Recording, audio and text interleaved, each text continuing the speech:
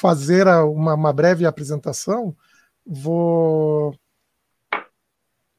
colocar para compartilhar a minha tela, então, e vou tentar falar algumas coisas que já foram comentadas, principalmente pelo Guilhermo e talvez também pelo João Carlos. Acho que vocês já estão vendo o primeiro slide.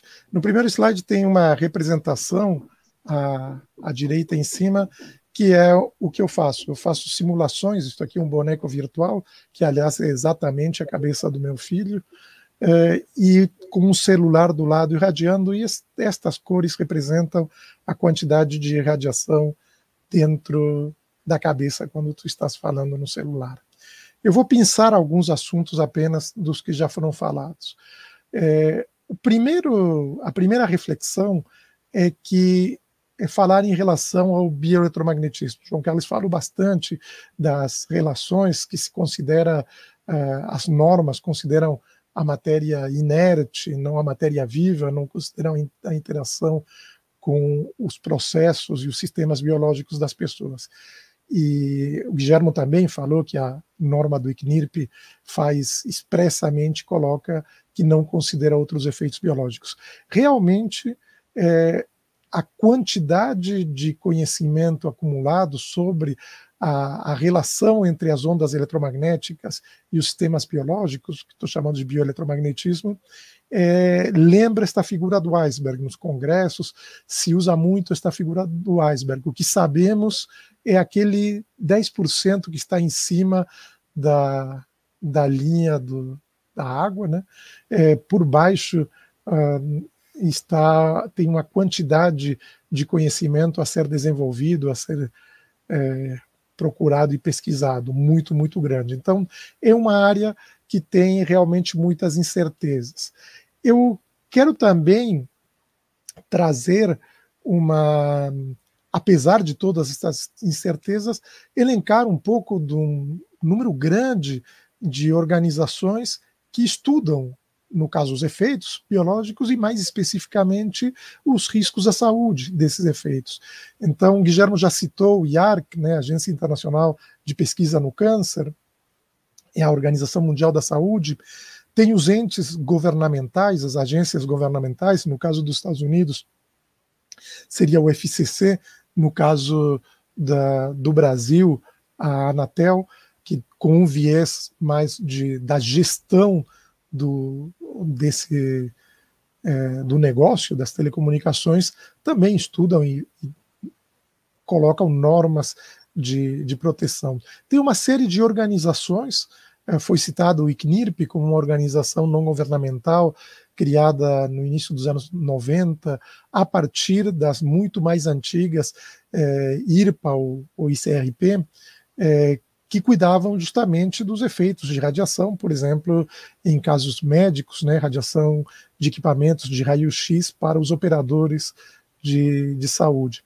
Tem agências de telecomunicações, que nem a ITUR, e outras agências de organizações de engenheiros ou de classes, que nem o I3E, o ANSYS, que em diferentes momentos, em diferentes épocas, têm proposto limites, normas de exposição.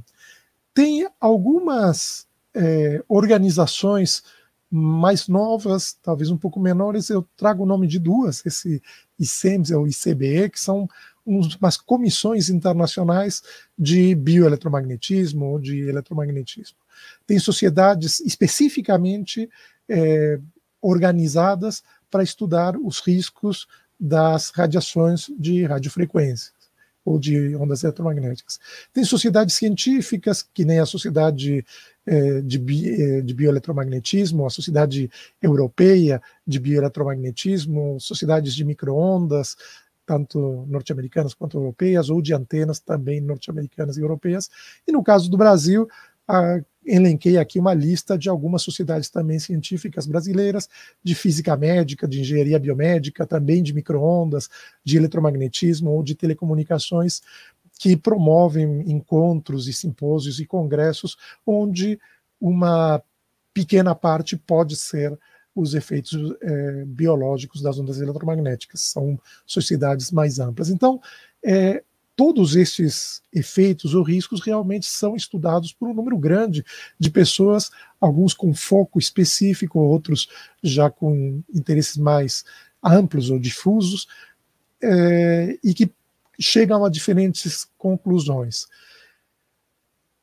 Já foi citado que há, e o Guilherme até lembrou, que há diferentes limites de exposição, e eu agrupei aqui 3 normas, na verdade 2 tipos de normas. As normas mais seguidas pelos governos, ou entes reguladores, é a norma proposta pela ICNIRP, por essa ONG, que que se aplica principalmente na Europa e também é usada no Brasil e na Argentina, com pequenas modificações, em muitos outros países, e que coloca o limite que eu quero voltar a discutir daqui a pouco, um limite faz a medição da exposição de uma pessoa, no caso, por exemplo, de estar utilizando um transmissor muito próximo do corpo, como no caso quando a gente usa um celular, faz uma medida que é feita numa média de 10 gramas.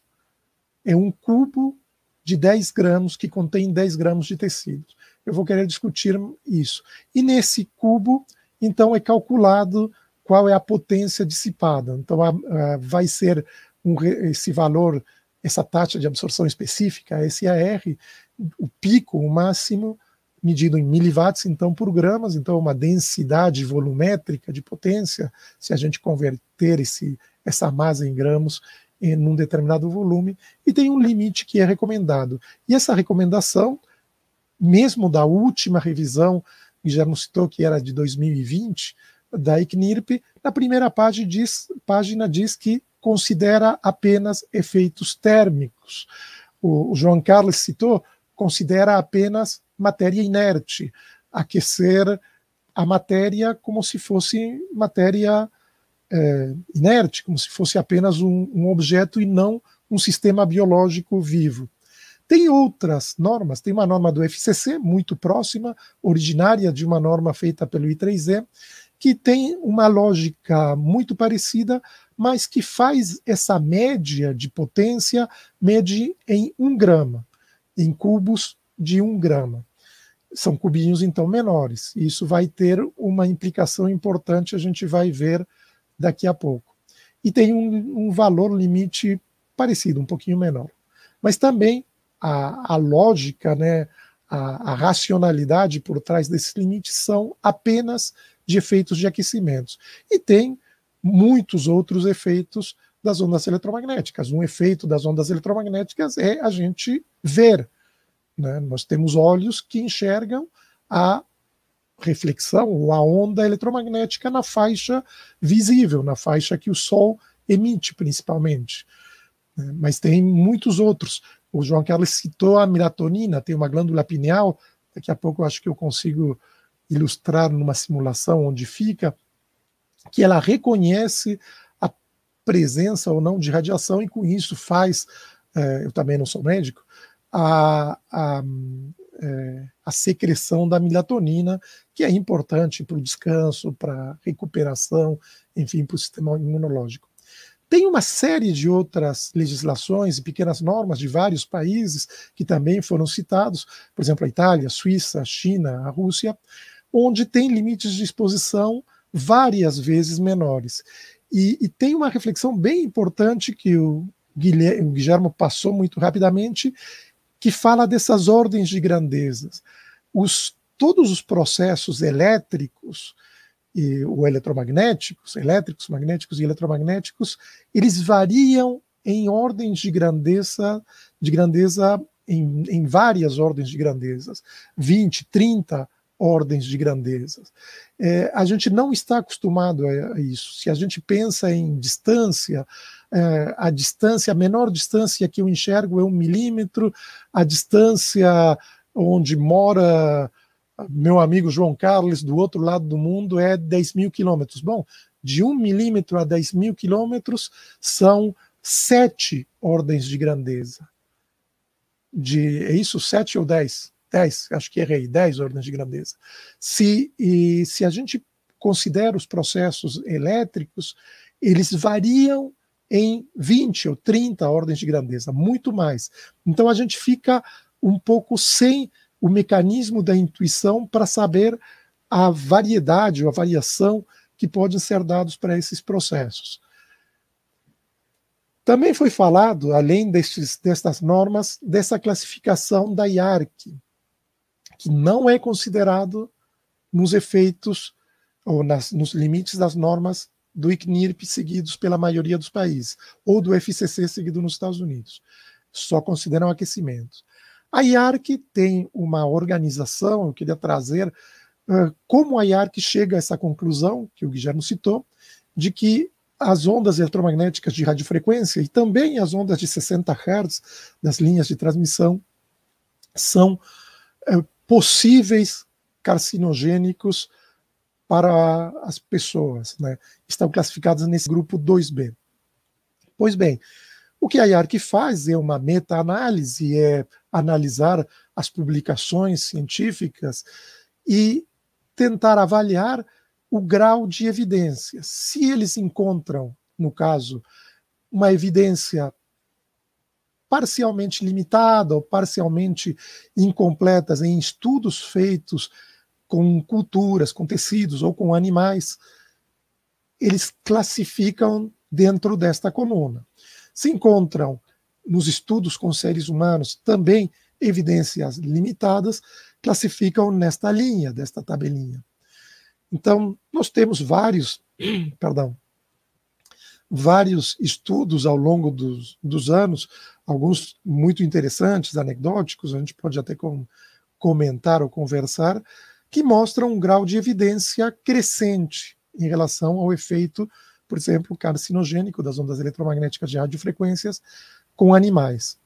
E no caso de seres humanos, temos estudos epidemiológicos, João Carlos citou, que tem aumentado o número, e tem aumentado, por exemplo, o número de tumores na periferia da cabeça ou na periferia do cérebro, tumores nas glândulas parótidas ou as glândulas da saliva, tumores no cérebro, no nervo acústico, que fica então entre o ouvido e o cérebro, atravessando o crânio.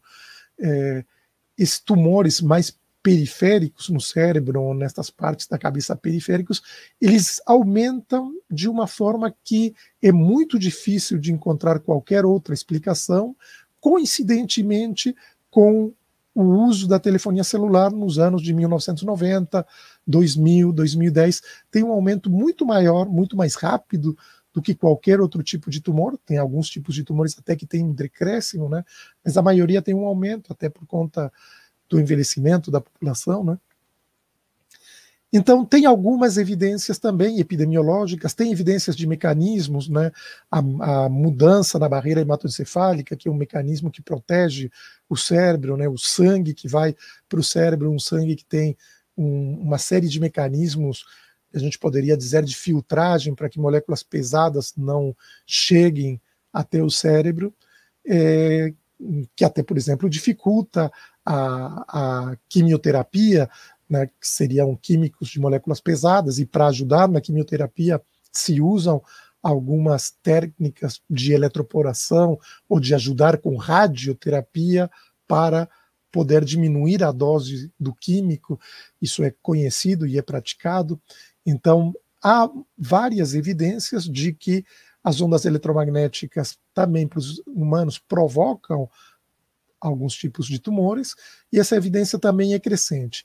E agora, recentemente, nem tão recentemente, é relativo isto, desde 2016, e a partir de 2016, tem dois estudos importantes, que no pé desse slide eu cito, que é o estudo do NTP, que é o National Toxicology Program, seria a vigilância sanitária dos Estados Unidos, é um ente governamental dos Estados Unidos, algo parecido à vigilância sanitária, uma organização associada aos Ministérios de Saúde, que fez um estudo muito extenso com cobaias, né, então com ratos, e encontra evidências inequívocas.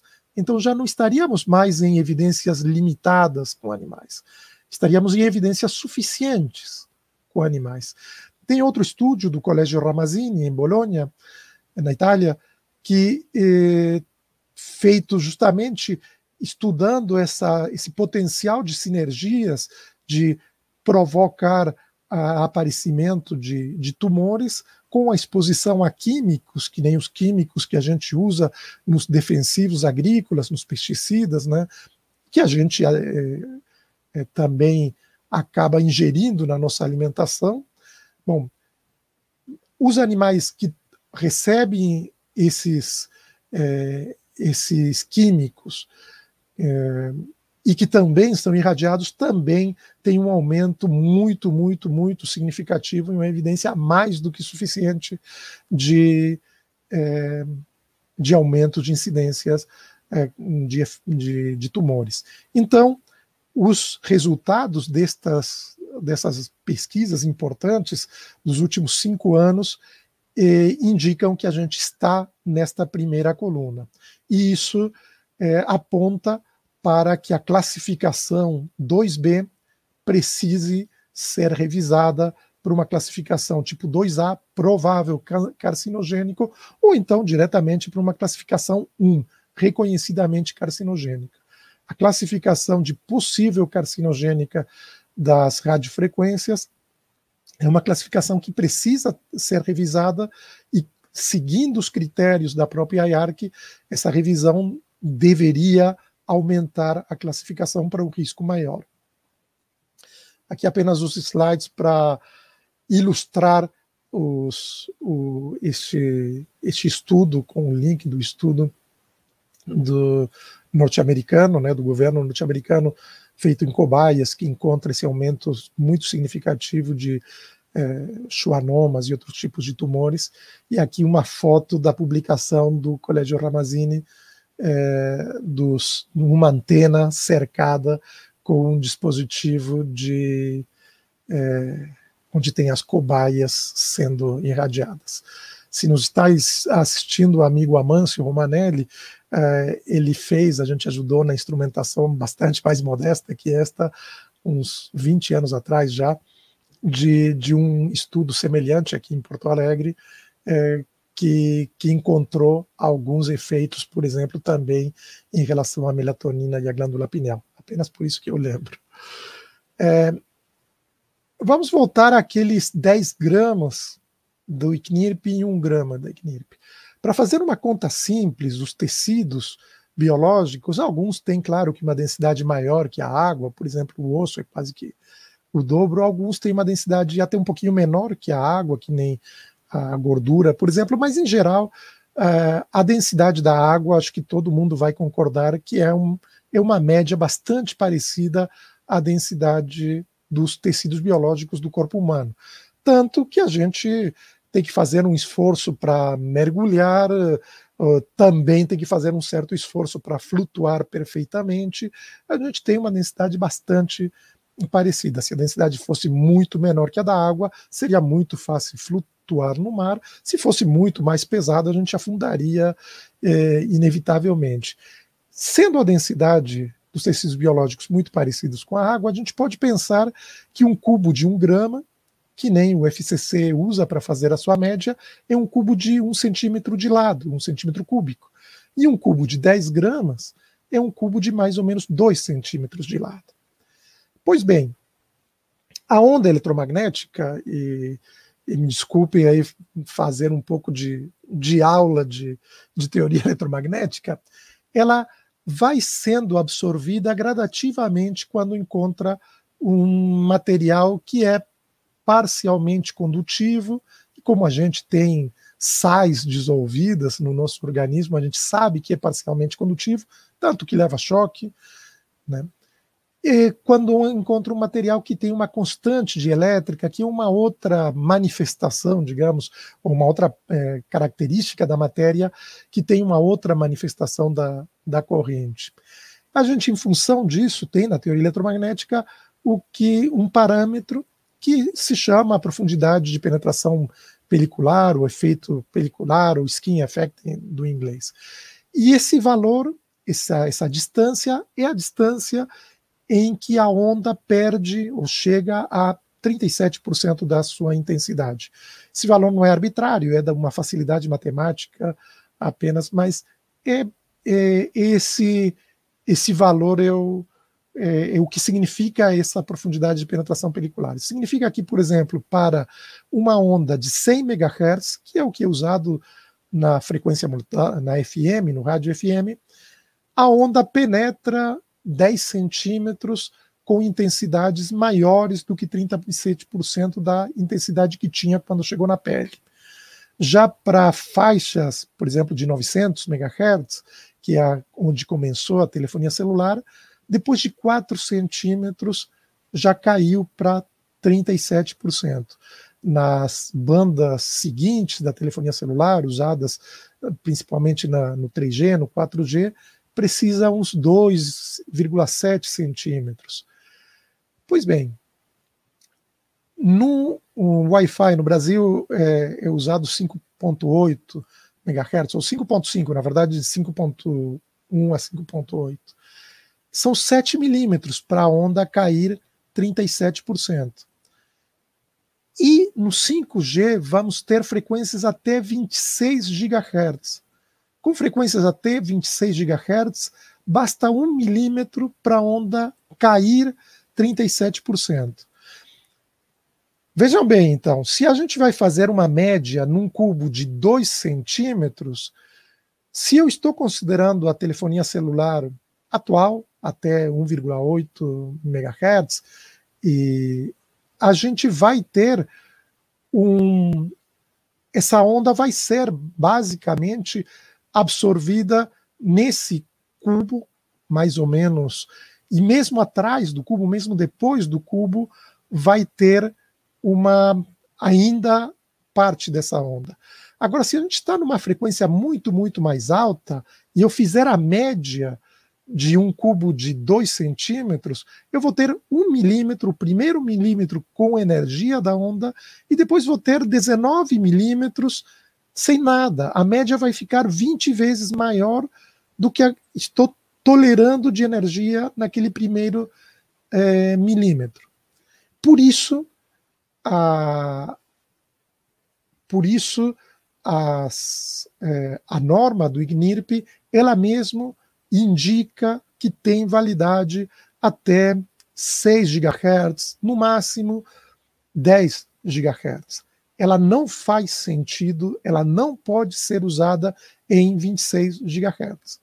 Então, nós estamos nos preparando para instalar um serviço sem ter como medir, sem ter norma, sem ter parâmetros sequer para medir o limite o qual seria razoável ter disposição nessa frequência, nessa faixa de frequência.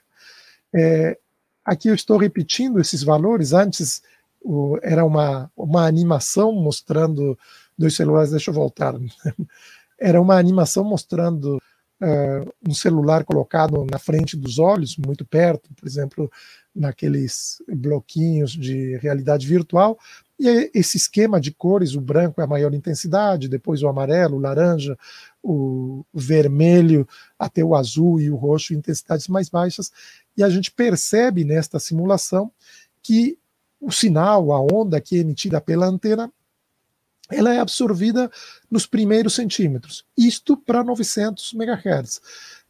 Fazendo uma simulação semelhante para os 26 GHz, seria, em vez de ser os primeiros centímetros com energia ou cores aqui mais quentes, seria apenas uma lâmina de 1 milímetro de cores quentes e depois não haveria mais sinal dentro da cabeça. A pineal fica mais ou menos aqui, né? Seria o terceiro olho dos indianos, se me permitem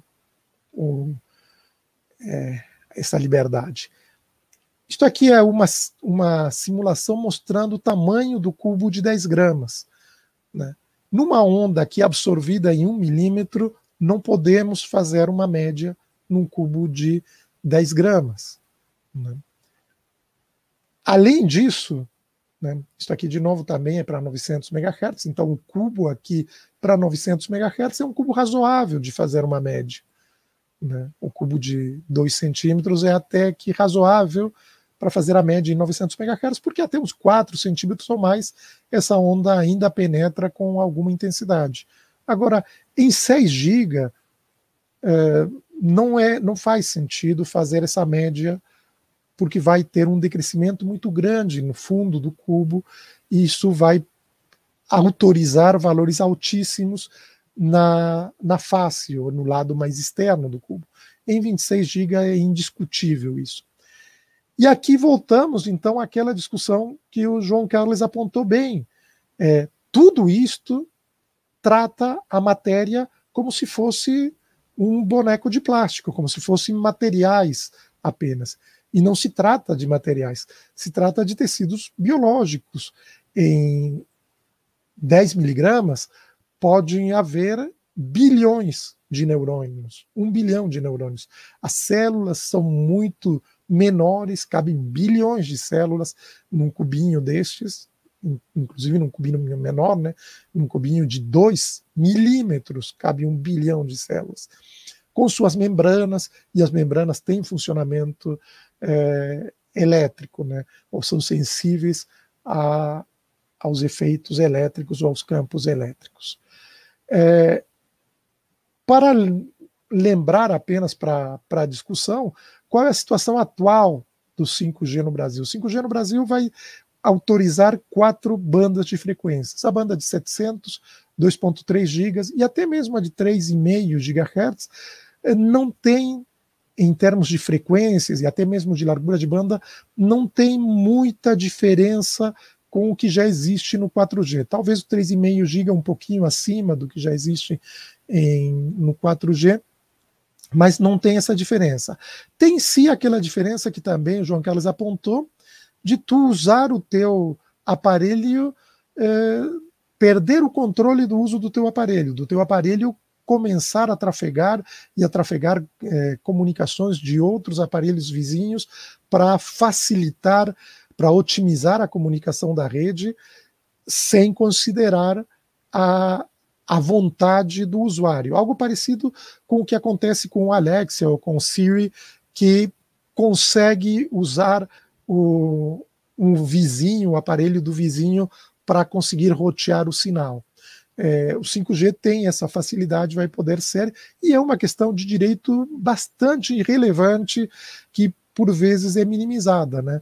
Como a pessoa vai ser forçada a ceder a sua infraestrutura, a sua bateria, o seu tempo, o seu equipamento para o tráfego da rede, para otimizar a rede das outras pessoas. Agora, em 26 GHz tem a questão que eu acabei de discutir, é uma questão completamente que estamos em descoberto, né? Que não tem norma, não temos sequer como medir, não sabemos sequer em que grandeza vamos fazer a medida. Não é que apenas não temos o valor da norma, é que não sabemos sequer qual vai ser a grandeza para fazer a medida. O edital do 5G foi publicado recentemente, não lembro se foi em março, abril, acho que foi em abril, perdão. O leilão estava previsto para ser no primeiro semestre de 2021, não sei se já tem data marcada, mas até a metade de 2022 tem que dar o início, os beneficiados com esse leilão, as empresas, têm que dar o início à exploração do serviço de 5G. Todas as empresas estão fazendo testes, então, imediatamente após o leilão, elas vão poder começar, porque vão regularizar, vão transformar o que é teste hoje em dia em serviço. E até final de 2023, deve ter uma meta de cobertura inicial, por exemplo, 40% nas grandes cidades. As metas de implantação se estendem até 2030, até o final de 2030. E a faixa de 26 GHz está prevista para iniciar apenas em 2026. Então, temos, no mínimo, que conseguir ter uma norma à disposição para os 26 GHz nos próximos 5 anos.